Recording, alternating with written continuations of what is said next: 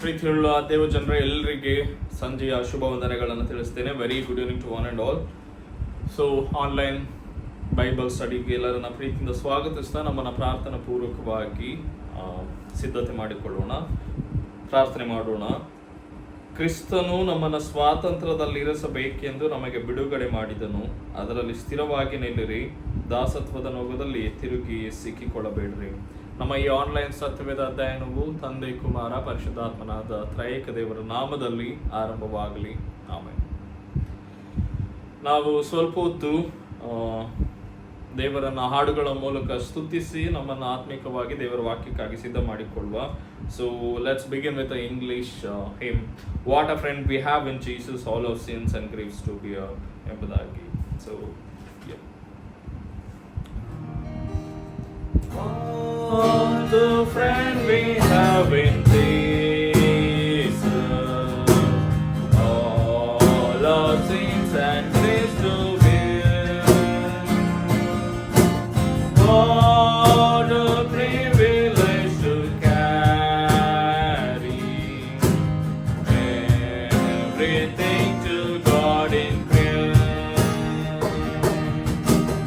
Oh, what peace we often forfeit. Oh, what needless we be there.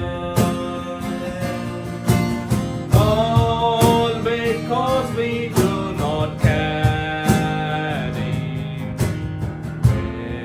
everything to God in prayer. Every trial and temptation is the trouble anyway. We should never be discouraged. Take it to the Lord in prayer. Can we find a friend so faithful, who will allow sure to share?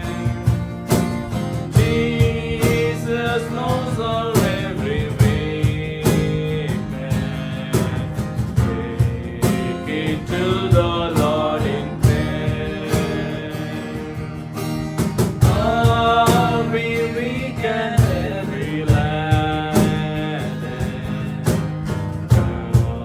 But with the Lord of care, precious Savior, still our refuge. Take it to the Lord in prayer. To thy friends his price forsake me.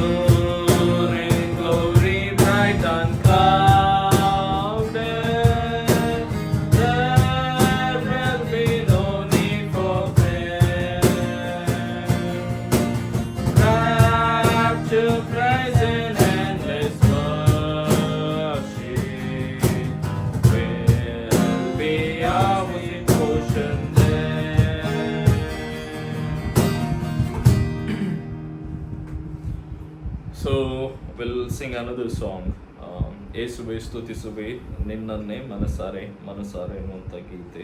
So ಇದು ಏಸು ನಮಗೋಸ್ಕರ ಶಿಲುಬೆಯಲ್ಲಿ ಪ್ರಾಣ ಕೊಟ್ಟದ್ದನ್ನು ನೆನಪು ಮಾಡಿಕೊಳ್ತಾ, as I read the word, ಸ್ವಾತಂತ್ರ್ಯದಲ್ಲಿ ಇರಿಸಬೇಕೆಂದು ನಮಗೆ ಬಿಡುಗಡೆ ಮಾಡಿದನು. ಸೊ ನಾವು ಮತ್ತೆ ಪಾಪದಲ್ಲಿ ಬೀಳದ ಹಾಗೆ ದೇವರ ಪ್ರೀತಿಯನ್ನು ಇದು ತಿಳಿಸಿದೆ. So we have to have that eagerness and strive to reach the cross. So ನಾವು ದೇವರ ಬಳಿಗೆ ಒಂದು ನಡೆಸುವಂಥ ಒಂದು ಪ್ರೀತಿಯನ್ನು ಮನಸಾರೆ ಹಾಡಲಿಕ್ಕೆ ಈ ರಾಗ ತಿಳಿಸೋದ್ರಿಂದ ನಾವು ಹಾಗೆ ರಾಗ ಮಾಡುವ.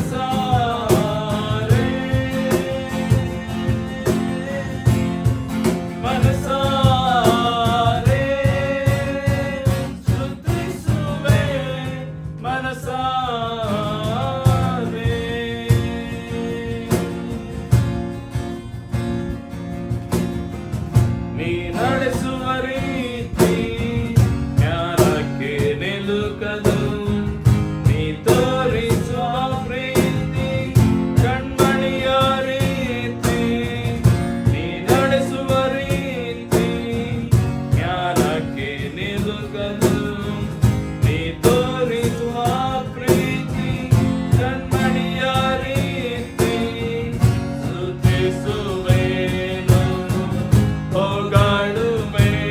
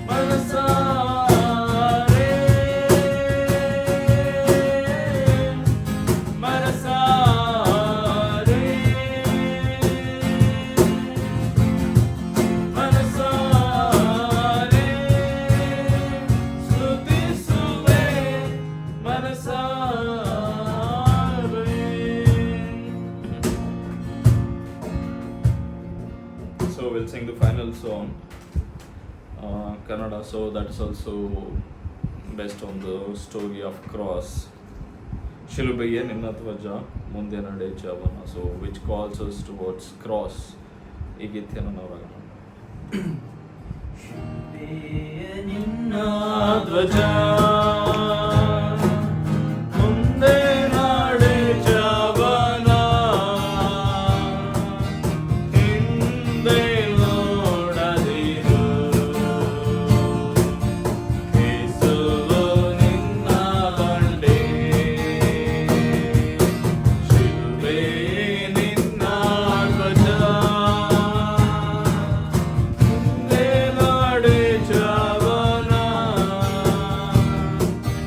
ಹಿಂದೆ ನೋಡದಿರು ಯೇಸುವು ನಿನ್ನ ಬಂಡೆ ನಿನಗಾಗಿಯೇ ಆತ ಜಗದೊಳು ಬಂದನು ನಿನ್ನನ್ನು ಕಾಯಲು ನಿನಗಾಗಿಯೇ ಆತ ಜಗದೊಳು ಬಂದನು ನಿನ್ನನ್ನು ಕಾಯಲು ನಿನಗಾಗಿಯೇ ಯೇಸುವು ತೆರೆದನು ನಿನಗಾಗಿಯೇ ಯೇಸುವು ತೆರೆದನು ಮುಕ್ತಿಯ ದ್ವಾರವ ಮುಕ್ತಿಯ ದ್ವಾರವ ಶಿಲುಬೆಯೇ ನಿನ್ನ ಧ್ವಜ ಮುಂದೆ ನಡೆ ಜವನ ಹಿಂದೆ ನೋಡದಿರು ಯೇಸುವು ನಿನ್ನ ಬಂಡೆ ನಿನ್ನ ದೋಣಿಯು ನೀರಲ್ಲಿ ಮುಳುಗಲು ಯಾರು ಉಳಿಸರು ನಿನ್ನ ದೋಣಿಯು ನೀರಲ್ಲಿ ಮುಳುಗಲು ಯಾರು ಉಳಿಸರು ಯೇಸುವು ಮಾತ್ರ ಉಳಿಸಬಲ್ಲನು ಯೇಸುವು ಮಾತ್ರ ಉಳಿಸಬಲ್ಲನು ನಿನ್ನ ದೋಣಿಯ ನಿನ್ನ ದೋಣಿಯ ಶಿಲುಬೆಯೇ ನಿನ್ನ ಧ್ವಜ ಮುಂದೆ ನಡೆ ಜವನ ಹಿಂದೆ ನೋಡದಿರು ಯೇಸುವು ನಿನ್ನ ಬಂಡೆ ಯೇಸುವು ನಿನ್ನ ಬಂಡೆ. ನಾವೀಗ ಸ್ವಲ್ಪ ಹೊತ್ತು ಪ್ರಾರ್ಥನೆಯಲ್ಲಿ ಸಮಯವನ್ನು ಕಳೆಯೋಣ. ಸೊ ದೇವರ ವಾಕ್ಯವನ್ನು ಧ್ಯಾನ ಮಾಡಲಿಕ್ಕಿಂತ ಮುಂಚೆ we will also remember the people those going through sufferings and struggles, specially being God servants and God's people. So ಎಲ್ಲರನ್ನ ನೆನಪು ಮಾಡಿಕೊಂಡು ನಮ್ಮ church and our nation, our country and this earth ಪ್ರಾರ್ಥನೆ ಮಾಡುವ. ಸೃಷ್ಟಿಕರ್ತನಾದ ದೇವರೇ, ಭೂಪರ ಲೋಕಗಳ ಒಡೆಯನಾದಂಥ ನಮ್ಮ ತಂದೆಯೇ, ಸ್ವಾಮಿ ನಿನ್ನ ಕೃಪೆಯಿಂದ ನಿನ್ನ ಮಕ್ಕಳಾದಂಥ ನಮ್ಮೆಲ್ಲರಿಗೆ ಈ ದಿವಸದ ಸಂಜೆಯ ವೇಳೆಯನ್ನು ಅನುಗ್ರಹಿಸಿದ್ದಕ್ಕಾಗಿ ನನಗೆ ಸ್ತೋತ್ರ ಹೇಳ್ತೇವೆ. ಈ ಸಂಜೆಯ ವೇಳೆಯಲ್ಲಿ ನಾವು ಆನ್ಲೈನ್ ಮೂಲಕ ನಿನ್ನ ವಾಕ್ಯವನ್ನು ಧ್ಯಾನ ಮಾಡಲಿಕ್ಕಾಗುವಂತೆ, ನಿನ್ನನ್ನು ಆರಾಧಿಸಲಿಕ್ಕಾಗುವಂತೆ, ನಿನ್ನನ್ನು ಪ್ರಾರ್ಥಿಸಿ ನಿನ್ನ ಎಲ್ಲ ಉಪಕಾರಗಳನ್ನು ನೆನೆದು ನಿನ್ನ ಆಶೀರ್ವಾದವನ್ನು ಹೊಂದಿಕೊಳ್ಳಿಕ್ಕಾಗುವಂತೆ ಸಹಾಯ ಮಾಡೋದಕ್ಕಾಗಿ ನನಗೆ ಸ್ತೋತ್ರವಾಗಲಿ. ದೇವರೇ, ಈ ದಿವಸವೆಲ್ಲ ನಿನ್ನ ಜೊತೆಯಲ್ಲಿದ್ದದಕ್ಕಾಗಿ ನನಗೆ ಸ್ತೋತ್ರ. ಮಾತ್ರವಲ್ಲದೆ ಈ ವಾರದ ಮಧ್ಯದಲ್ಲಿ ಕೂಡ ಆನ್ಲೈನ್ ಮೂಲಕ ನಾವು ನಿನ್ನ ಪಾದ ಸಾನ್ನಿಧ್ಯದಲ್ಲಿ ಕಾಣಿಸಿಕೊಂಡು ನಿನ್ನನ್ನು ಪ್ರಾರ್ಥಿಸಿ ನಿನ್ನ ಆಶೀರ್ವಾದಕ್ಕೆ ಪಾತ್ರರಾಗಲಿಕ್ಕಾಗುವಂತೆ ನಡೆಸಿದೆ. ಈ ಪ್ರಾರ್ಥನಾ ಸಮಯದಲ್ಲಿ ನಮ್ಮ ಜೊತೆಯಲ್ಲಿರು, ನಮ್ಮೆಲ್ಲರ ಆಂತರ್ಯವನ್ನು ನಿನ್ನ ಪ್ರಸನ್ನತೆಯಿಂದಲೂ ನಿನ್ನ ಆತ್ಮನಿಂದಲೂ ತುಂಬಿಸಿ ಎಂಬುದಾಗಿ ಬೇಡ್ತೇವೆ. ವಿಶೇಷವಾಗಿ ಈ ಆನ್ಲೈನಲ್ಲಿ ಪಾಲ್ಗೊಂಡಂಥ ಎಲ್ಲರನ್ನ ನಿನ್ನ ಗಾಯಗಳ ಹಸ್ತದಿಂದ ಸ್ಪರ್ಶಿಸಿ ಎಲ್ಲರನ್ನ ಆಶೀರ್ವಾದ ಮಾಡಬೇಕಾಗಿ ಬೇಡ್ತೇವೆ. ದೇವರೇ, ನಾವು ದೇವರ ವಾಕ್ಯವನ್ನು ಧ್ಯಾನ ಮಾಡೋದಕ್ಕಿಂತ ಮುಂಚೆ ಸ್ವಲ್ಪ ಹೊತ್ತು ಅನೇಕರನ್ನು ನೆನಪು ಮಾಡಿಕೊಂಡು ಪ್ರಾರ್ಥನೆ ಮಾಡ್ತೇವೆ. ವಿಶೇಷವಾಗಿ ನಿನ್ನ ಸೇವೆಯಲ್ಲಿ ತಮ್ಮನ್ನು ತೊಡಗಿಸಿಕೊಂಡು ಅನೇಕ ಕಷ್ಟ, ನೋವು, ಸಮಸ್ಯೆ, ಸವಾಲುಗಳನ್ನು ಎದುರಿಸುವಂಥ ಎಲ್ಲ ನಿನ್ನ ಭಕ್ತರ ಮೇಲೆ, ಸೇವಕರ ಮೇಲೆ ನಿನ್ನ ದಯೆ ಇರಲಿ. ಅವ್ರು ಮಾಡುವಂಥ ಎಲ್ಲ ಸೇವಾ ಪ್ರಯತ್ನ, ಕೆಲಸ ಕಾರ್ಯಗಳನ್ನು ಆಶೀರ್ವಾದ ಮಾಡು. ಅವರ ಎಲ್ಲ ಪ್ರಯತ್ನಗಳಿಗೆ ತಕ್ಕ ಪ್ರತಿಫಲವನ್ನು ಕೊಡು. ಮಾಡುವಂಥ ಸೇವೆಯನ್ನು ನಂಬಿಕೆಯಿಂದಲೂ, ದೀನತೆಯಿಂದಲೂ, ನಿಷ್ಠೆಯಿಂದಲೂ ಮಾಡಲಿಕ್ಕಾಗುವಂತೆ ಅವರೆಲ್ಲರನ್ನ ಬಲಪಡಿಸಿ ಎಂಬುದಾಗಿ ಬೇಡ್ತೇವೆ. ಮಾತ್ರವಲ್ಲದೆ ಕಷ್ಟ ಕಣ್ಣೀರಿನಲ್ಲಿರುವಂಥ ರೋಗಿಗಳು, ನಿರಾಶ್ರಿತರು, ಊಟ ಬಟ್ಟೆ ಇಲ್ಲದೆ ನಿರ್ಗತಿಕರಾಗಿರುವಂಥ ಎಲ್ಲ ಬಡ ಜನರ ಮೇಲೆ ನಿನ್ನ ದಯೆ ಇರಲಿ. ಆಸ್ಪತ್ರೆಯಲ್ಲಿ ಸಾವು ಬದುಕಿನ ನಡುವೆ ಹೋರಾಟವನ್ನು ಮಾಡುವಂಥ ಎಲ್ಲ ಮುಗ್ಧ ಜನರನ್ನ ನೀನು ಕೈ ಹಿಡಿದು ಕಾಪಾಡು ಎಂಬುದಾಗಿ ಬೇಡ್ತೇವೆ. ಮಾತ್ರವಲ್ಲದೆ ಇಡೀ ಸೃಷ್ಟಿಯ ಮೇಲೆ ನಿನ್ನ ದಯೆ ಇರಲಿ. ಸೃಷ್ಟಿಯಲ್ಲಿ ಸಮತೋಲನವಾದ ವಾತಾವರಣವನ್ನು ಅನುಗ್ರಹಿಸಿ ಈ ಸ್ಥಳವನ್ನು ವಾಸಿಸಲು ಯೋಗ್ಯವಾದಂಥ ಸ್ಥಳವನ್ನಾಗಿ ನಿನ್ನ ಕೃಪೆಯಿಂದ ತುಂಬಿಸಬೇಕಾಗಿ ಬೇಡ್ತೇವೆ. ದೇವರು, ವಿಶೇಷವಾಗಿ ನಮ್ಮ ಕ್ರಿಸ್ತವಂದನ ಕನ್ನಡ ಸಭೆಗಾಗಿ ನಿನಗೆ ಸ್ತೋತ್ರವಾಗಲಿ. ಶಾರ್ಜಾದಲ್ಲಿರುವಂಥ ಈ ಕನ್ನಡ ಸಭೆಯನ್ನು ಆಶೀರ್ವಾದ ಮಾಡು. ಇಲ್ಲಿಯ ತನಕ ಈ ಸಭೆ ಬೆಳೆದು ರೂಪುಗೊಳ್ಳುವಲ್ಲಿ ನೀನು ತಾನೇ ಸಭೆಯ ಜವಾಬ್ದಾರಿಯನ್ನು ಹೊತ್ತು ಕೈ ಹಿಡಿದು ನಡೆಸಿದ್ದಿ.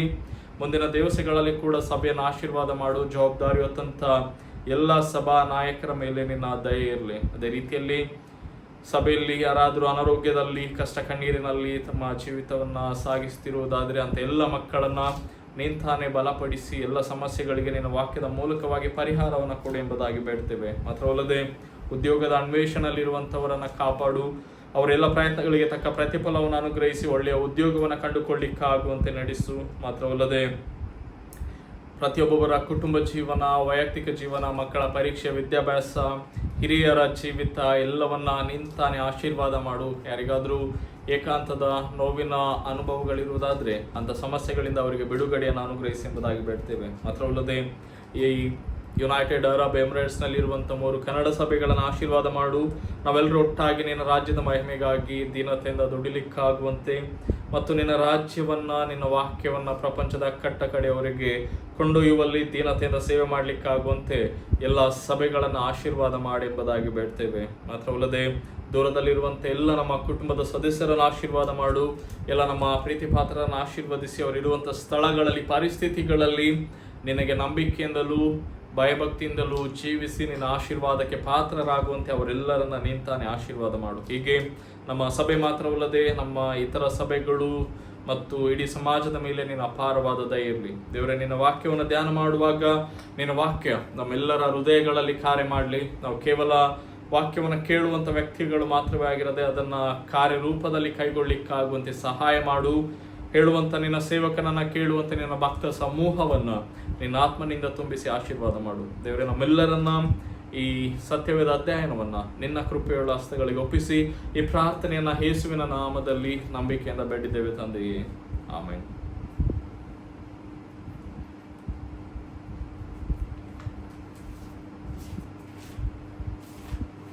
ಸೊ ಇವತ್ತು ನಾವು ಕೀರ್ತನೆಗಳ ಪುಸ್ತಕದಲ್ಲಿ 110ನೇ ಅಧ್ಯಾಯವನ್ನು ಧ್ಯಾನ ಮಾಡಲಿಕ್ಕಿದ್ದೇವೆ. ದ ಬುಕ್ ಆಫ್ ಸಾಮ್ ಚಾಪ್ಟರ್ 110. ಸೊ ನಾವು ಕಳೆದ ವಾರದಲ್ಲಿ 106ನೇ ಅಧ್ಯಾಯವನ್ನು ನೋಡಿದ್ವಿ. ಸೊ ಆಲ್ಮೋಸ್ಟ್ 3 ಚಾಪ್ಟರನ್ನು ಸ್ಕಿಪ್ ಮಾಡ್ತಾ ಇದ್ದೀವಿ. 107, 8, 9. 107 the 5th part of the book of ಸಾಮ್, ಪಂಚಮ ಭಾಗ ಅಂತ ಹೇಳ್ತೇವೆ, ಅದು ಸ್ಟಾರ್ಟ್ ಆಗ್ತದೆ. ಅಂತ ಹೇಳಿದರೆ it is the ending part of the book of ಸಾಮ್. ಇಲ್ಲಿ ತನಕ 4 ಭಾಗಗಳಲ್ಲಿ we have finished almost successful. ಯಾಕೆ ಅಂತ ಹೇಳಿದರೆ ಕೆಲವು ಸಿಮಿಲರ್ ಕಂಟೆಂಟ್ಸ್ ಇರುವಂತಹ ಪುಸ್ತಕಗಳನ್ನು ನಾವು ಸ್ಕಿಪ್ ಮಾಡಿದ್ದೇವೆ. ಬಿಟ್ಟರೆ ಇನ್ನು ಹೆಚ್ಚಿನ ಪುಸ್ತಕಗಳ ಕಡೆಗೆ ಒಂದು ಬ್ರೀಫ್ ಆಗಿ ಸ್ಟಡಿ ಮಾಡಲಿಕ್ಕೆ ಸಾಧ್ಯವಾಗಿದೆ. ಸೊ 107, 108, 109ನೇ ಕೀರ್ತನೆ ಕೂಡ ಇಸ್ರಾಯೇಲ್ರು ಐಗುಪ್ತ ದೇಶದಿಂದ ಬರುವಾಗ ಆದಂಥ ಅನುಭವಗಳನ್ನು ಆಧರಿಸಿರುವುದರಿಂದ ಅದನ್ನು ಸ್ಕಿಪ್ ಮಾಡಿ 110ನೇ ಕೀರ್ತನೆಗೆ ಹೋಗ್ಲಿಕ್ಕಿದ್ದೇವೆ. So this is very small song, ಒಂದು ಸಣ್ಣ ಕೀರ್ತನೆ ಇದು. 7 ವಚನ ಇದೆ. ನಾನು ಅದನ್ನು ಫಸ್ಟ್ ಒಂದ್ಸಲ ಓದಿ ಬಿಡ್ತೇನೆ. ಚಿಯೋನಿನ ಅರಸನಿಗೆ ಯೆಹೋವನ ಸಿಂಹಾಸನವು ಯಾಜಕೋದ್ಯೋಗವು ಸಿಕ್ಕುವವೆಂಬ ವಾಗ್ದಾನ. ದಾವೀದನ ಕೀರ್ತನೆ. ಯೆಹೋವನು ನನ್ನ ಒಡೆಯನಿಗೆ, ನಾನು ನಿನ್ನ ವಿರೋಧಿಗಳನ್ನು ನಿನಗೆ ಪಾದಪೀಠವಾಗ ಮಾಡುವ ತನಕ ನನ್ನ ಬಲಗಡೆಯಲ್ಲಿ ಕೂತುಕೊಂಡಿರು ಎಂದು ನುಡಿದನು. ಯೆಹೋವನು ನಿನ್ನ ರಾಜದಂಡದ ಆಳಿಕೆಯನ್ನು ಚೀಯೋನಿನ ಹೊರಗು ಹಬ್ಬಿಸುವನು. ನಿನ್ನ ವೈರಿಗಳ ಮಧ್ಯದಲ್ಲಿ ದೊರೆತನ ಮಾಡು. ನೀನು ಸೈನ್ಯವನ್ನು ಕೂಡಿಸುವ ದಿನದಲ್ಲಿ ನಿನ್ನ ಪ್ರಜೆಗಳು ಸಂತೋಷದಿಂದ ತಾವಾಗಿಯೇ ಸೇರಿಕೊಳ್ಳುವರು. ಪರಿಶುದ್ಧ ವಸ್ತ್ರ ಭೂಷಿತರಾದ ನಿನ್ನ ಯುವಕ ಸೈನಿಕರು ಉದಯ ಕಾಲದ ಇಬ್ಬನಿಯಂತಿರುವರು. ನೀನು ಸದಾಕಾಲವು ಮೆಲ್ಕಿಜೇದಕನ ತರಹದ ಯಾಜಕನು ಎಂದು ಯೆಹೋವನು ಆಣೆ ಇಟ್ಟು ನುಡಿದಿದ್ದಾನೆ, ಪಶ್ಚಾತ್ತಾಪ ಪಡುವುದಿಲ್ಲ. ನಿನ್ನ ಬಲಗಡೆಯಲ್ಲಿರುವ ಕರ್ತನು ತನ್ನ ಕೋಪದ ದಿನದಲ್ಲಿ ರಾಜರನ್ನು ಖಂಡಿಸುವನು. ಆತನು ಜನಾಂಗಗಳಲ್ಲಿ ನ್ಯಾಯ ಸ್ಥಾಪಿಸುವಾಗ ವಿಸ್ತಾರವಾದ ರಣರಂಗದಲ್ಲಿ ಶತ್ರುಗಳ ಶಿರಸ್ಸನ್ನು ಛೇದಿಸಿ ಹೆಣಗಳಿಂದ ಅದನ್ನು ತುಂಬಿಸುವನು. ಒಡೆಯನ್ನು ದಾರಿಯಲ್ಲಿ ಹಳ್ಳದ ನೀರು ಕುಡಿದು ತಲೆ ಎತ್ತುವನು ಎಂಬುದಾಗಿ.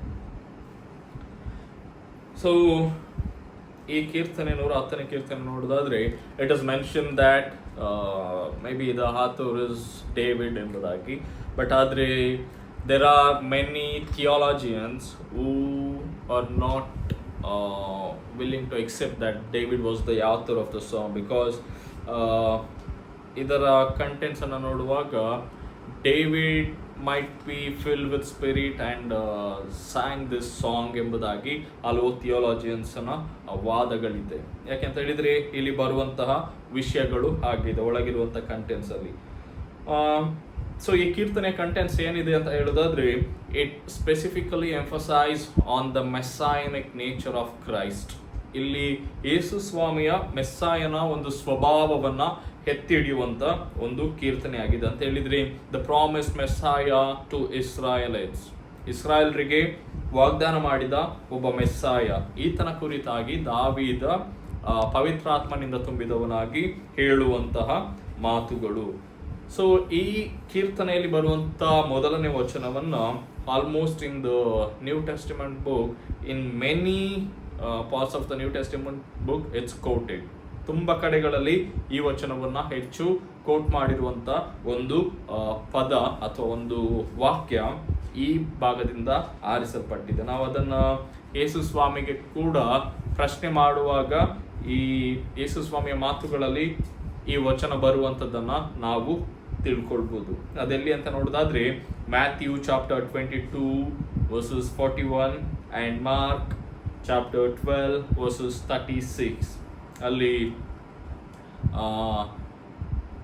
ಮೆಸ್ಸಿಯನ ಕುರಿತಾಗಿ ಶಾಸ್ತ್ರಿಗಳು ಫರಿಸಾಯರು they will raise a question that Messiah should be the son of David, but how do you define that you are a son of David ಎನ್ನುವಂಥ ಅನೇಕ ಪ್ರಶ್ನೆಗಳನ್ನು ಶಾಸ್ತ್ರಿಗಳು ಯೇಸು ಸ್ವಾಮಿಗೆ ಕೇಳ್ತಾರೆ. ಸೊ ಅಥವಾ ಇನ್ನೊಂದು ಕಡೆ ಇದ್ದದ್ದು whether David was great or Jesus Christ was great ಎಂಬುದಾಗಿ. ಸೊ ಅದಕ್ಕೆ ಇಲ್ಲಿ ದಾವೀದ ಅಥವಾ ಯೇಸು ಸ್ವಾಮಿ ಇಬ್ಬರಲ್ಲಿ ಯಾರು ಗ್ರೇಟ್ ಎಂಬುದಾಗಿ ಹೇಳುವಾಗ ಯೇಸು ಸ್ವಾಮಿ ಈ ಮಾತನ್ನು ಉಲ್ಲೇಖಿಸಿ ಅಲ್ಲಿರುವಂಥ ಜನರಿಗೆ ಉತ್ತರ ಕೊಡುವಂಥದ್ದನ್ನು ನಾವು ನೋಡ್ತೇವೆ. ಅದು ಹೇಗೆ ಉತ್ತರ ಕೊಡ್ತಾನೆ ಅಂತ ನಾವು ವಚನಗಳ ಆಧಾರದಲ್ಲಿ ಧ್ಯಾನ ಮಾಡುವಾಗ ತಿಳಿಸ್ತದೆ. ಸೊ ಇದರಲ್ಲಿ ಮೆಸ್ಸಾಯನಿಕ್ ನೇಚರ್ ಅಂತ ಹೇಳುವಾಗ how Jesus Christ is a prophet and priestlyhood and also the foretold king for Israelites ಎಂಬುದಾಗಿ ತಿಳ್ಕೊಳ್ಳಿಕ್ಕೆ ಸಾಧ್ಯವಾಗ್ತದೆ. ದೇವರ ರಾಜ್ಯವನ್ನು ಸ್ಥಾಪಿಸುವಂಥ ಒಬ್ಬ ಅರಸ ಆಗಿದ್ದಾನೆ, ಪ್ರವಾದಿ ಆಗಿದ್ದಾನೆ, ಮಾತ್ರವಲ್ಲದೆ ಯಾಜಕನ ಗುಣಗಳನ್ನು ಈ ಕೀರ್ತನೆ ನಮಗೆ ತಿಳಿಸ್ತದೆ. ಸೊ 1-2 ವಚನವನ್ನು ನಾವು ಟೈಟಲ್ ಮಾಡೋದಾದ್ರೆ, first and second verses, the character of the Messiah appointed and honoured by Yahweh ಎಂಬುದಾಗಿ. ಮೆಸ್ಸಾಯನ ಗುಣಲಕ್ಷಣಗಳು ಮಾತ್ರವಲ್ಲದೆ ಆ ದೇವರಿಂದ ಅಪಾಯಿಂಟೆಡ್ ನೇಮಿಸಲ್ಪಟ್ಟವನು ಮತ್ತು ಗೌರವಿಸಲ್ಪಡುವಂತಹ ಒಬ್ಬ ವ್ಯಕ್ತಿ ಎಂಬುದಾಗಿ. ಸೊ ಕೀರ್ತನೆಗಾರ ಯೆಹೋವನು ನನ್ನ ಒಡೆಯನಿಗೆ ಎಂಬುದಾಗಿ ಪ್ರಾರಂಭವನ್ನ ಮಾಡ್ತಾನೆ. ಯಾವೇ ಟು ದ ಲಾರ್ಡ್ ಎಂಬುದಾಗಿ, ಯೆಹೋವನು ನನ್ನ ಒಡೆಯನಿಗೆ ಎಂಬುದಾಗಿ ಹೇಳುವಾಗ ಡೇವಿಡ್ ಈ himself ಅಫರ್ಮಿಂಗ್ to the Lord and he is calling Jesus Christ as a Lord. So ಅಲ್ಲಿ ನಾನು ಆಗಲೇ ಹೇಳಿದಾಗೆ ಲಿವೈಟಿಸ್ ಅಥವಾ ಬೇರೆ ಶಾಸ್ತ್ರಿಗಳು, ಫರಿಸಾಯರು, Pharisees, they asked question whether David was great, then you are how do you define David in your relationship ಎಂಬುದಾಗಿ ಹೇಳುವಾಗ, ಯೇಸು ಸ್ವಾಮಿ ಈ ಪ್ರಶ್ನೆಯನ್ನು ಅಥವಾ ಈ ಪ್ರಶ್ನೆಗೆ ಉತ್ತರ ಕೊಡಲಿಕ್ಕೆ ಈ ವಾಕ್ಯವನ್ನು ಕೋಟ್ ಮಾಡ್ತಾನೆ. ದಾವೀದ ಯೇಸುವಿನ ಕುರಿತಾಗಿ ಮುಂದೆ ಹೇಳಿದಂಥ ಮಾತು, ನನ್ನ ಒಡೆಯನಿಗೆ ಟು ಮೈ ಲಾರ್ಡ್ ಎಂಬುದಾಗಿ ಈ ಕಾಲ್ಡ್ ದ ಫೋರ್ತ್ ಕಮಿಂಗ್ ಮೆಸ್ಸಾಯ ಎನ್ನುವಂಥದ್ದನ್ನು ತಿಳಿಸ್ತದೆ. ಸೊ ಇದನ್ನು ಯೇಸು ಸ್ವಾಮಿ ಉತ್ತರ ಕೊಡಲಿಕ್ಕೆ ಉಪಯೋಗಿಸಿದ್ದನ್ನು ನಾವು ನೋಡ್ತೇವೆ. ಸೊ ಇದನ್ನು ನಾವು ತುಂಬ ಭಾಗಗಳಲ್ಲಿ ಉಪಯೋಗಿಸಲ್ಪಟ್ಟಿದೆ ಅಂತ ಹೇಳಿದ್ವಿ. ಸೊ ಯೇಸು ಸ್ವಾಮಿಯ ಒಂದು ಮೆಸ್ಸಿಯತ್ವವನ್ನು, to claim the Jesus messianic prophecy, many disciples and Paul used the same Bible verses. ಅದರಲ್ಲಿ ಪೇತ್ರ ಕೂಡ ಅಪೊಸ್ತಲರ ಕೃತ್ಯಗಳು 2:34-35 in the book of Acts chapter 2 verses 34-35 and book of Hebrew chapter 1 and 13, 10 and 13. In many parts these verses have been quoted. ಹೀಗೆ ಅನೇಕ ಭಾಗಗಳಲ್ಲಿ ಈ ವಾಕ್ಯವನ್ನು ಉಲ್ಲೇಖಿಸಿ Jesus Christ was the true Messiah ಎಂಬುದಾಗಿ ಜನರಿಗೆ ಯೇಸು ಸ್ವಾಮಿ ಶಿಷ್ಯರ ಪೌಲ ತಿಳಿಸ್ಲಿಕ್ಕೆ, ದೇವರ ಕ್ರಿಸ್ತನ ಸುವಾರ್ತೆಯನ್ನು ತಿಳಿಸ್ಲಿಕ್ಕೆ ಪ್ರಯತ್ನ ಪಟ್ಟಿರುವಂಥದ್ದನ್ನು ನಾವು ತಿಳ್ಕೊಳ್ಬೋದು. ಸೊ ಇಲ್ಲಿ ಯೆಹೋವನು ಎಂಬುದಾಗಿ ಹೇಳುವಾಗ, ಯೆಹೋವನು ನನ್ನ ಒಡೆಯ ಎಂಬುದಾಗಿ ಹೇಳುವಾಗ, there is 2 names and 2 persons. Yahweh, we usually call him as a father, and to the Lord ಎಂಬುದಾಗಿ ಹೇಳುವಾಗ this might be your son ಎಂಬುದಾಗಿ. ಸೊ ಇಲ್ಲಿ ಯಾವೆ ಅಂತ ಹೇಳುವಾಗ is the covenant God who made covenant with the Israelites.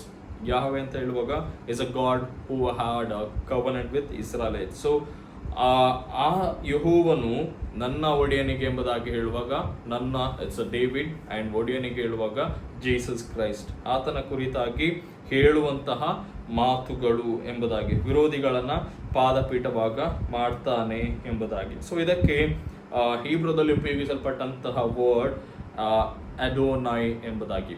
ಅಡೋನೈ ಎಂಬುದಾಗಿ ಹೇಳುವಾಗ it's a Hebrew word that gives meaning someone with power and authority, someone who rules ಎಂಬುದಾಗಿ. ಅಡೋನೈ ಎಂಬುದಾಗಿ ಹೇಳುವಾಗ ಯಾರು ಬಲದಿಂದ ಮತ್ತು ಅಧಿಕಾರದಿಂದ ದೇವರ ಆಳ್ವಿಕೆಯನ್ನು ನಡೆಸ್ತಾರೆ ಮತ್ತು who rules eternally, ಶಾಶ್ವತವಾಗಿ ದೇವರ ರಾಜ್ಯವನ್ನು ಆಳುವಂಥವರು. So here it is it also gives information about the Trinity, ದೇವರ ತ್ರೈಕತ್ವದ ಕುರಿತಾಗಿ ಕೂಡ ಈ ವಚನದಲ್ಲಿ ವಿಷಯಗಳನ್ನು ತಿಳ್ಕೊಳ್ಳಿಕ್ಕೆ ಸಾಧ್ಯವಾಗ್ತದೆ. ಸೊ ಹೀಗೆ ದೇವರು ಯಾವೆ ಮತ್ತು ಮೆಸ್ಸಾಯನಿಕನೊಟ್ಟಿಗೆ ಮಾತನಾಡುತ್ತಾ ಬಲಗಡೆಯಲ್ಲಿ ಕೂತುಕೊಂಡಿರುವಂಥದ್ದು, ಎನ್ಥ್ರೋನ್ಮೆಂಟ್ ಆಫ್ ಜೀಸಸ್ ಕ್ರೈಸ್ಟ್, ಯೇಸು ಸ್ವಾಮಿ ಸಿಂಹಾಸನ ರೂಢನಾಗುವಂಥದ್ದನ್ನು ತಿಳಿಸ್ತಾನೆ ಅಂತ ಹೇಳಿದರೆ, Jesus will be given a place in Christ, the place where God has assigned him a designation. ಎಲ್ಲಿ ದೇವರು ಯೇಸು ಸ್ವಾಮಿಗೆ ಒಂದು ಥ್ರೋನ್, ಒಂದು ಸಿಂಹಾಸನವನ್ನು ಏರ್ಪಡಿಸಿದ್ದಾನೆ. ಆ ಸಿಂಹಾಸನದಲ್ಲಿ ಕೂತ್ಕೊಳ್ಳಿಕ್ಕೆ ದೇವರು ತಾನೇ ಆತನನ್ನು ಬಲಪಡಿಸ್ತಾನೆ ಎಂಬುದಾಗಿ ನಾವು ಇದರಲ್ಲಿ ನೋಡ್ಬೋದು. ಅದನ್ನು ಎಫೆಸ್ 1:21 ನಾವು ನೋಡ್ತೇವೆ. ಅದರಲ್ಲಿ ಪೌಲ ಕೂಡ ಅದನ್ನು ಹೇಳ್ತಾನೆ, ಆತನು ಪುನರುತ್ಥಿತನಾಗಿ ಎದ್ದು ಬರುವಾಗ he will be given a place in God's right. ದೇವರ ಬಲಪಾರ್ಶ್ವದಲ್ಲಿ ಆತನು ಕೂತುಕೊಂಡಿರ್ತಾನೆ, ಆತನು ಎಲ್ಲವನ್ನು ಜಯಿಸಿ ಬಂದಂಥವನು. ಸೊ ಇದನ್ನು ನಾವು ನಮ್ಮ ಅಪೋಸ್ಟೋಲಿಕ್ ಕ್ರೀಡಲ್ಲಿ ಕೂಡ ತಿಳ್ಕೊಳ್ಳಿಕ್ಕೆ ಸಾಧ್ಯ ಆಗ್ತದೆ. ಸೊ ಅಂತ ಹೇಳಿದರೆ it's like victory over earthly dominions, ಎಲ್ಲ ಪ್ರಪಂಚದ ರಾಜರ ಮೇಲೆ, ಶಕ್ತಿಗಳ ಮೇಲೆ ವಿಜಯನಾಗುವಂಥ ಒಬ್ಬ ಮೆಸ್ಸಿಯತ್ವದ ಕುರಿತಾಗಿ ತಿಳಿಸ್ತದೆ. ಸೊ 2ನೇ ವಚನ, ಯೆಹೋವನು ನಿನ್ನ ರಾಜದಂಡದ ಆಳಿಕೆಯನ್ನು ಚೀಯೋನಿನ ಹೊರಗು ಹಬ್ಬಿಸುವನು, ನಿನ್ನ ವೈರಿಗಳ ಮಧ್ಯದಲ್ಲಿ ದೊರೆತನವನ್ನು ಮಾಡುವನು ಎಂಬುದಾಗಿ. ಸೊ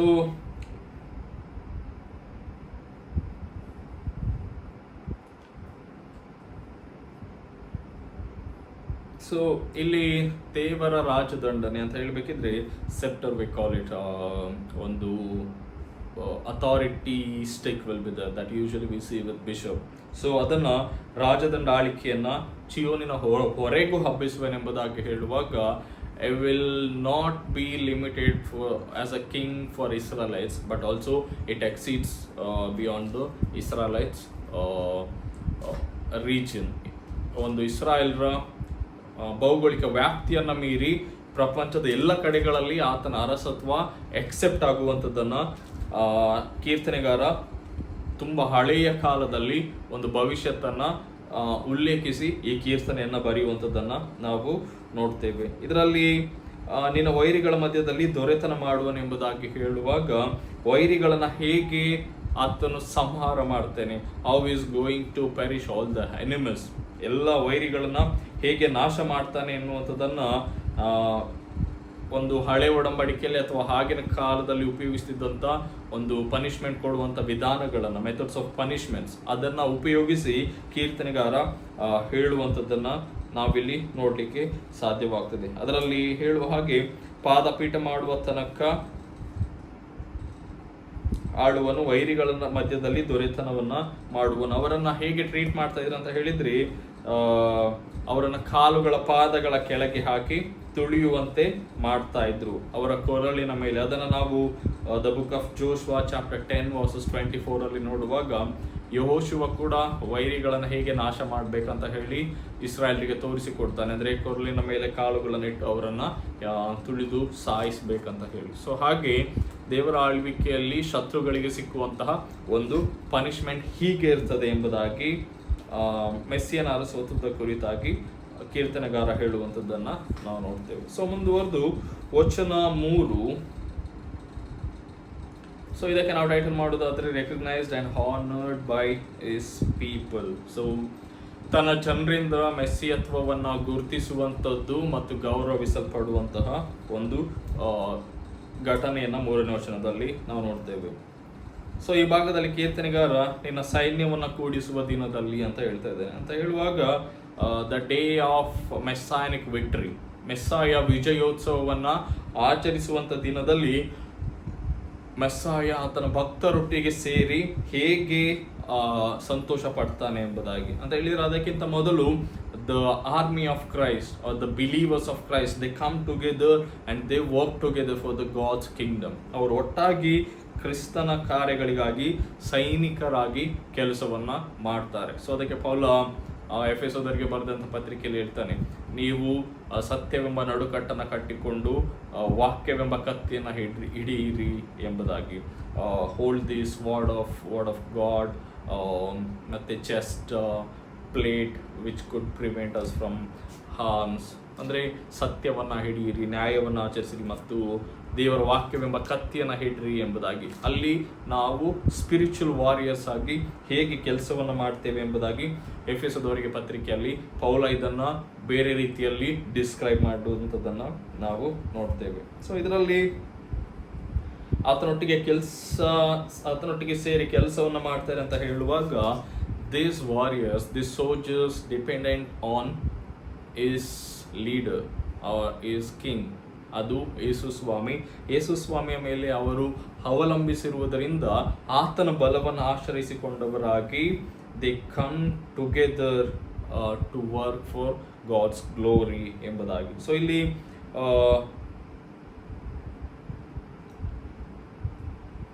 ಸೈನಿಕರು ಎಂಬುದಾಗಿ ಹೇಳುವಾಗ ಅದಕ್ಕೆ ಹೀಬ್ರೂದಲ್ಲಿ the word power have been used. Power ಅಂತ ಹೇಳುವಾಗ ಹೋಸ್ಟ್ ಆ್ಯಂಡ್ ಆರ್ಮಿ ಅನ್ನುವಂಥ ಅರ್ಥ ಇದೆ. ಸೊ ಆರ್ಮಿ ಅಂತ ಹೇಳುವಾಗ the people gather as willing army. ಅವರು ತಮ್ಮಷ್ಟಕ್ಕೆ ತಾವೇ ಸ್ವತಃ ಸೇರಿಕೊಳ್ತಾರೆ. ಅವರನ್ನು ಯಾರು ಪುಷ್ ಮಾಡೋದಿಲ್ಲ ಅಥವಾ ಅವರನ್ನು ಯಾರು ದೇವರ ಸೇವೆಗಾಗಿ ಒತ್ತಾಯಪೂರ್ವಕವಾಗಿ ಕಳಿಸುವುದಿಲ್ಲ. ಬದಲಾಗಿ it's a self motivation, voluntarily they involve in God's missionary movement. So ಅದಕ್ಕೆ ಒಬ್ಬ ಥಿಯಾಲಜಿನ್ ಹೀಗೆ ಕೋಟ್ ಮಾಡ್ತಾರೆ, there are no mercenaries in this battle, no slaves pressed into the ranks of Jesus' soldiers.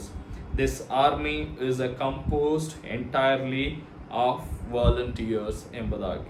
ಅವರು ಯಾರು ಒಬ್ಬ ಕೂಲಿ ಆಳುಗಳನ್ನು ಅಥವಾ ಸ್ಲೇವ್ ಗುಲಾಮರನ್ನು ಈ ಒಂದು ದೇವರ ಸೇವೆಯಲ್ಲಿ ಸೈನಿಕರಾಗಿ ಉಪಯೋಗಿಸಲ್ಪಡುವುದಿಲ್ಲ.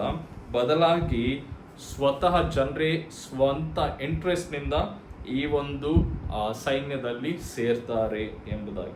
ಸೊ ಈ ಸೈನಿಕರು ಯಾವುದಕ್ಕೆ ಐಡೆಂಟಿಫೈ ಆಗ್ತಾರೆ, ಯಾವುದಕ್ಕೆ ರೆಕಗ್ನೈಸ್ಡ್ ಅಂತ ಹೇಳಿದರೆ, they recognised for holiness and they are shine like a light ಎಂಬುದಾಗಿ, ಅದರಲ್ಲಿ ಪರಿಶುದ್ಧ ವಸ್ತ್ರಭೂಷಿತರಾಗುವರು ಎಂಬುದಾಗಿ ಹೇಳುವಾಗ they are also called as a holy people ಎಂಬುದಾಗಿ, ಅವರು ಹೋಲಿ ಜನಾಂಗ ಎಂಬುದಾಗಿ ಕೂಡ ಕರೆಯಲ್ಪಡ್ತಾರೆ.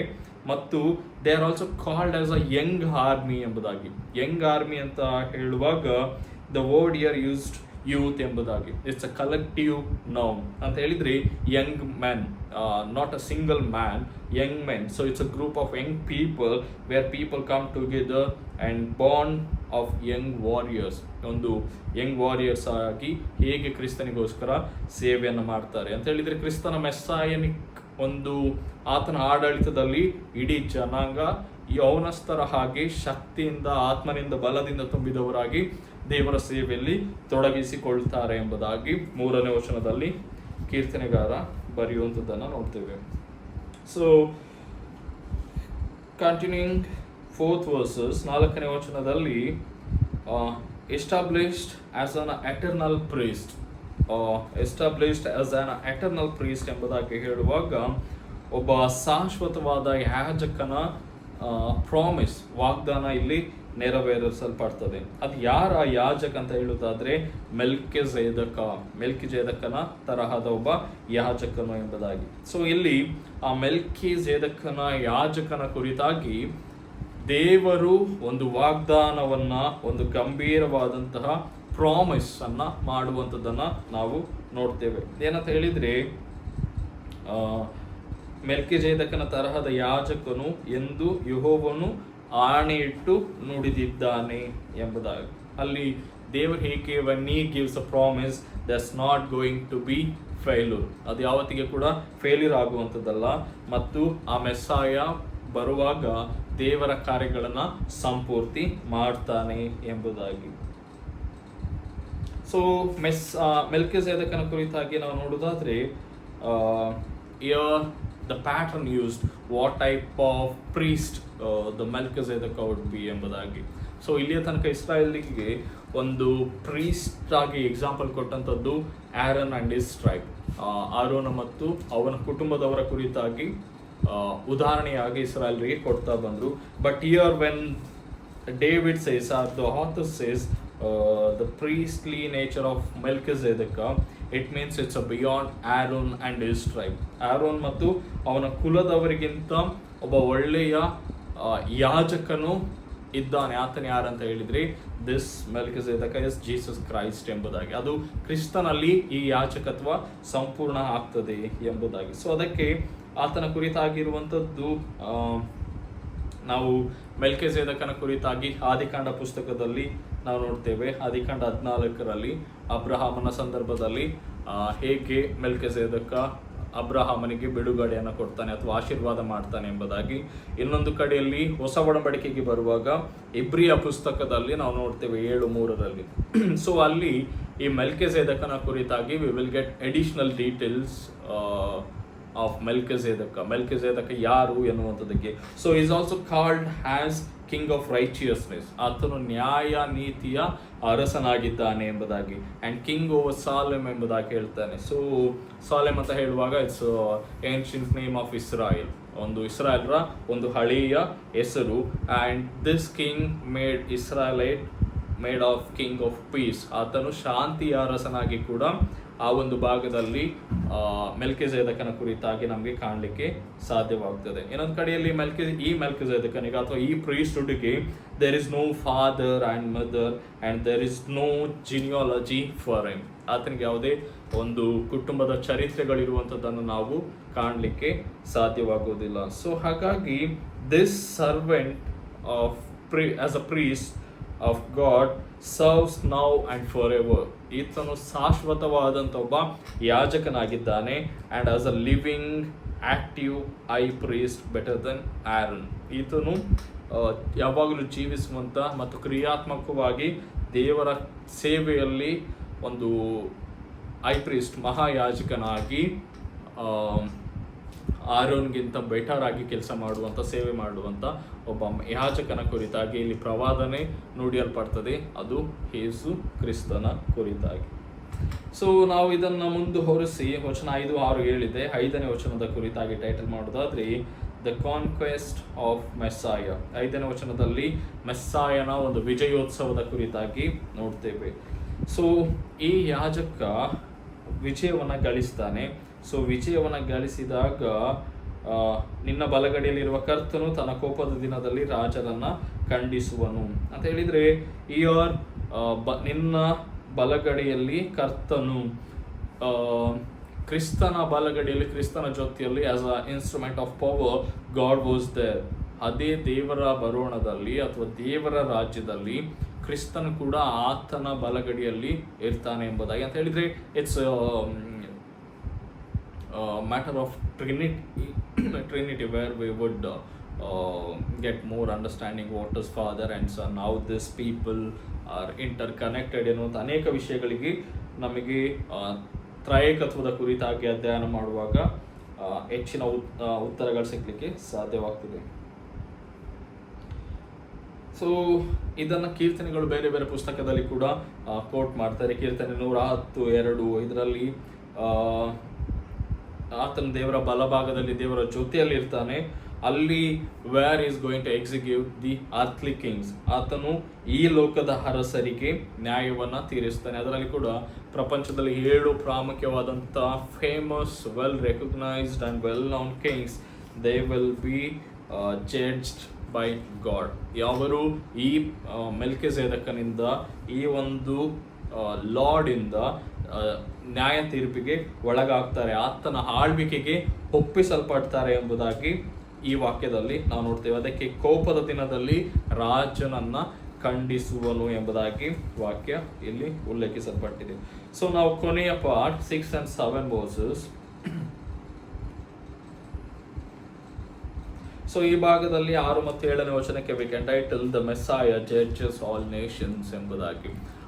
ಈ ಮೆಸ್ಸಾಯ ಎಲ್ಲ ದೇಶಗಳನ್ನ, ಎಲ್ಲ ಜನರನ್ನ ತೀರ್ಪಿಗೆ ಒಳಪಡಿಸ್ತಾನೆ ಎಂಬುದಾಗಿ. ಸೊ ಮೆಸ್ಸಿಯತ್ವನ ಯಾಜಕದ ವಿಷಯದಲ್ಲಿ ದೇವರು ಎಲ್ಲ ಜನರ ಮೇಲೆ, ಎಲ್ಲ ರಾಷ್ಟ್ರಗಳ ಮೇಲೆ ತನ್ನ ಅಧಿಕಾರವನ್ನು ಚಲಾಯಿಸ್ತಾನೆ. ಈ has a power over all the nation and all the tribes and all group of people. ಯಾವುದೇ ಜನಾಂಗದವರು ಇರ್ಬೋದು, ಅದೆಲ್ಲದರ ಮೇಲೆ God has a power and he will judge according to their faithful. So ಇದರಲ್ಲಿ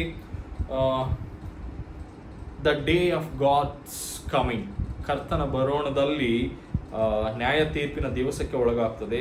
ಅದರಲ್ಲಿ it's also called as a day of war ಎಂಬುದಾಗಿ. ಅದು ಪ್ರಕಟಣೆಗಳ ಪುಸ್ತಕದಲ್ಲಿ ದ ಬುಕ್ ಆಫ್ ರೆವಲ್ಯೂಷನ್ 16:16 ಅದರಲ್ಲಿ ನಾವು ನೋಡ್ತೇವೆ, ಯಾರೆಲ್ಲ ದೇವರಿಗೆ ಅಪೋಸ್ ಆಗಿ ಇರ್ತಾರೆ ಅವರ ಶಿರಸ್ಸು, ಅವರ ತಲೆಗಳು ತೆಗೆಯಲ್ಪಡ್ತದೆ ಅಂತ ಹೇಳಿದ್ರೆ, ಇನ್ನೊಂದು ಕಡೆಯಲ್ಲಿ people those who are anticipating for Messiah, they will be refreshed and they will be exalted by giving them a drinking water ಎಂಬುದಾಗಿ ಅಂತ ಹೇಳಿದ್ರೆ, ಯಾರೆಲ್ಲ ದೇವರನ್ನ, ಮೆಸ್ಸಾಯನನ್ನ ನಿರೀಕ್ಷೆ ಮಾಡ್ತಾ ಇರ್ತಾರೋ ಅವರಿಗೆ ಒಂದು ರಿಫ್ರೆಶಿಂಗ್ ಡೇ ಅಂತ ಆಗೋದಾದ್ರೆ, ಯಾರೆಲ್ಲ ದೇವರಿಗೆ ವಿರುದ್ಧವಾಗಿ ತಿರುಗಿ ಬಿದ್ದಿರ್ತಾರೋ ಅವರಿಗೆ ಒಂದು ಖಂಡಿಸುವಂತಹ, ಹತರಾಗುವಂಥ, ಅವರ ಲೈಫ್ ಎಂಡ್ ಆಗುವಂತಹ ಒಂದು ದಿನ ಆಗಿರ್ತದೆ. ಸೊ ಅದರಲ್ಲಿ ಈ ಶಿಲ್ ಡ್ರಿಂಕ್ ಎಂಬುದಾಗಿ ಹೇಳುವಾಗ ದ ಲಾರ್ಡ್ ಶಿಲ್ ಡ್ರಿಂಕ್ ಎಂಬುದಾಗಿ ಕೂಡ ಬ್ರಾಕೆಟಲ್ಲಿ ಬರೆಯಲ್ಪಟ್ಟಿದೆ. So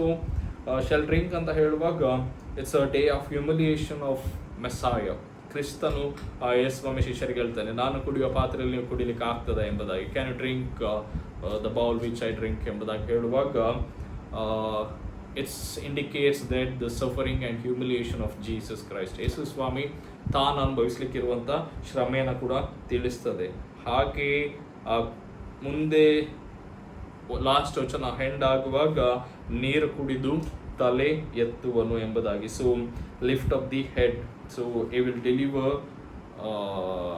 the Messiah and all his believers from all sort of sorrows and sufferings and will be exalted in a great glory, joy and felicity ಎಂಬುದಾಗಿ. ಅಂದರೆ ಇವರೆಲ್ಲರನ್ನ ಆ ಒಂದು ದೊಡ್ಡ ದುಃಖದಿಂದ, ಸಮಸ್ಯೆಯಿಂದ ಬಿಡುಗಡೆ ಮಾಡಿ ಅವರನ್ನು ಮೇಲಕ್ಕೆ ಎತ್ತಲ್ಪಡ್ತಾನೆ, ಅವರ ತಲೆಗಳು ಎತ್ತಲ್ಪಡ್ತದೆ ಮತ್ತು ಅವರು ಒಳ್ಳೆ ರೀತಿಯಲ್ಲಿ ಟ್ರೀಟ್ ಮಾಡಲ್ಪಡ್ತಾರೆ ದೇವರ ಕಡೆಯಿಂದ. ಸೊ ಇದನ್ನ ಈ ಕೀರ್ತನೆಯಲ್ಲಿ ನಾವು ನೋಡ್ತೇವೆ ಅಂತ ಹೇಳಿದ್ರೆ, it's entirely foretold prophecy of the upcoming Messiah. ಮುಂಬರುವಂತಹ ಮೆಸ್ಸಾಯನ ಕುರಿತಾಗಿ ದಾವಿದಾಗಿರ್ಬೋದು ಅಥವಾ ಈ ಕೀರ್ತನೆ ಬರೆದಂಥವರಾಗಿರ್ಬೋದು, ಮುಂಬರುವಂಥ ಮೆಸ್ಸಾಯನ ಕುರಿತಾಗಿ ಇರುವಂತಹ ಒಂದು ದರ್ಶನದ ಕುರಿತಾಗಿ ಅವರು ಬರೀತಾರೆ. ಸೊ ಹೀಗೆ ಬರೆದಂಥದ್ದು ಒಬ್ಬ Melchizedek as a priest, as a king, as a suffering saviour.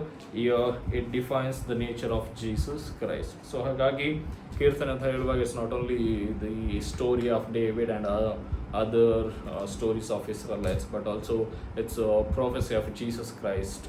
ಯಾರು ಇಂದಿನ ದಿವಸಗಳಲ್ಲಿ ಕ್ರಿಸ್ತನ ಕುರಿತಾಗಿ ಹೇಳಿದಂಥ ಅನೇಕ ಪ್ರವಾದನೆಗಳ ಕುರಿತಾಗಿ ಈ ಕೀರ್ತನೆಯಲ್ಲಿ ತಿಳ್ಕೊಳ್ಳಿಕ್ಕೆ ಸಾಧ್ಯ ಆಗ್ತದೆ. ಸೊ ಹಾಗಾಗಿ ನಮಗೆ ಕೂಡ ಯೇಸು ಸ್ವಾಮಿಯ ಮೆಸ್ಸಾಯತ್ವವನ್ನು ನಂಬುವಂಥ ಮಾತ್ರವಲ್ಲದೆ ಆತನ ಸೈನ್ಯದಲ್ಲಿ ನಂಬಿಕೆಯಿಂದ ಯೌವನಸ್ಥರಾಗಿ ತೊಡಗಿಸಿಕೊಳ್ಳುವಂಥ ಒಂದು ಕರೆ ಇದೆ.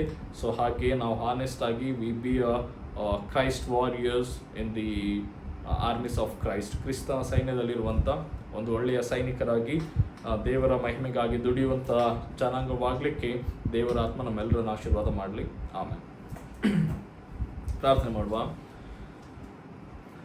ನಮ್ಮನ್ನು ಬಹಳವಾಗಿ ಪ್ರೀತಿ ಮಾಡುವ ದೇವರೇ ಸ್ವಾಮಿ, ಈ ಸಂಜೆ ವೇಳೆಗಾಗಿ ನನಗೆ ಸ್ತೋತ್ರವಾಗಲಿ. ನಿನ್ನ ವಾಕ್ಯದ ಮೂಲಕವಾಗಿ ಮಾತನಾಡಿದ್ದಿ, ಕ್ರಿಸ್ತನನ್ನು ಮತ್ತಷ್ಟು ಅರ್ಥಗರ್ಭಿತವಾಗಿ ನಿನ್ನ ವಾಕ್ಯದ ಮೂಲಕವಾಗಿ ತಿಳಿಯುವಂತೆ ಸಹಾಯ ಮಾಡಿದ್ದಿ.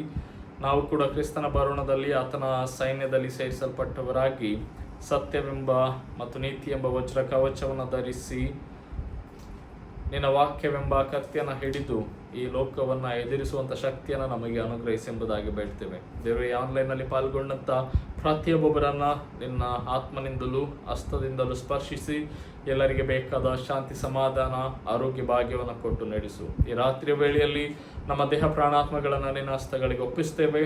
ಸುಖಕರವಾದ ವಿಶ್ರಾಂತಿಯನ್ನು ಕೊಟ್ಟು ಎಲ್ಲ ಕೆಟ್ಟ ಕನಸು ಅಪಾಯಗಳಿಗೆ ನಮ್ಮನ್ನು ತಪ್ಪಿಸಿ ನಾನು ಚಿತ್ತವಿದ್ರೆ ಹೊಸ ದಿವಸಕ್ಕೆ ಹೊಸ ಮನಸ್ಸಿನೊಂದಿಗೆ ಹರ್ಷದೊಂದಿಗೆ ನಮ್ಮನ್ನು ನಡೆಸೆಂದು ಯೇಸುವಿನ ನಾಮದಲ್ಲಿ ದೀನತೆಯಿಂದ ಬೇಡಿದ್ದೇವೆ ತಂದೆಯೇ, ಆಮೆನ್.